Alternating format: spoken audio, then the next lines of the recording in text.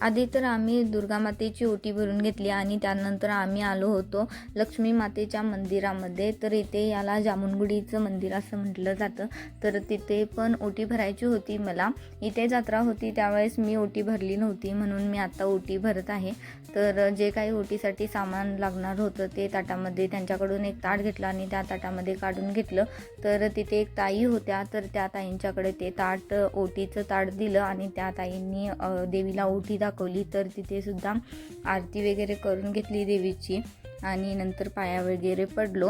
तर इथलं दर्शन घेऊन आम्ही परत निघालो होतो ब्रह्मदेवाच्या मंदिरामध्ये। तर आम्ही नंतर ब्रह्मदेवाच्या मंदिरामध्ये गेलो आणि तुम्हाला व्हिडिओमध्ये दिसत असेल की जवळजवळ मंदिरं आहेत, आम्ही पटापटा गेलो। तर तसं नाही, गावामध्ये या कोपऱ्यामध्ये एक तर त्या कोपऱ्यामध्ये एक असं मंदिर आहे। खूप चालावं लागलं होतं, खूप पायसुद्धा दुखत होते। तर नंतर आम्ही ब्रह्मदेवाच्या मंदिरात गेलो। ब्रह्मदेवाच्या मंदिरामध्ये गेल्यानंतर रिद्धूचं तिथं पाय धुणं चाललं होतं। तर रिद्धूला पटपट ये म्हणताना ती पटपट येत नव्हती। तर ब्रह्मदेवाच्या मंदिरामध्ये आम्ही गेलो। ब्रह्मदेवाच्या मंदिरामध्ये सुद्धा घट बसवलेले होते आणि तिथे सुद्धा पंत्या लावलेल्या होत्या। तर प्रत्येक मंदिरामध्ये घट बसवले जातात आणि पंत्या वगैरे म्हणजे दिवे वगैरे लावले जातात। तर तिथे सुद्धा तेल वगैरे घातलं दिव्यांमध्ये आणि आपल्या महाराष्ट्रात जसं घरोघरी घट बसवले जातात तर ते इथे घरोघरी घट बसवले जात नाही, फक्त अखंड दिवा लावला जातो।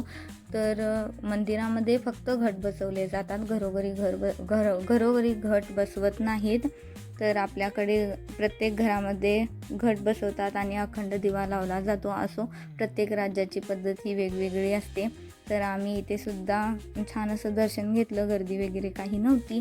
तर नंतर आम्ही आकांच्या घरी गेलो होतो। तर आकांच्या घरामध्ये म्हणजे घराच्या समोरच झेंडूची बाग लावलेली आहे।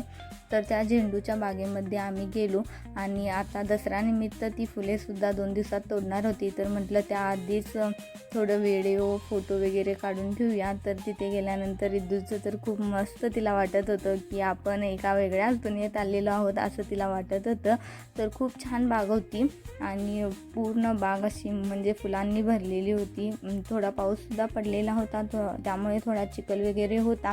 तर थोडे फोटो व्हिडिओ वगैरे घेतले तिथं आणि रिद्धूला म्हटलं की तुझा एक व्हिडिओ करते। तर ती इकडून तिकडून असं पळत होती। तर तुम्हाला माझा हा व्हिडिओ कसा वाटला आणि मी कशी दिसते हे सुद्धा मला कमेंट करून सांगा। आणि माझे व्हिडिओ जर तुम्हाला आवडत असतील तर माझ्या चॅनलला सबस्क्राईब करा, लाईक करा, शेअर करा। तर भेटूया आपण अशाच नवीन ब्लॉगमध्ये। तर तोपर्यंत बाय।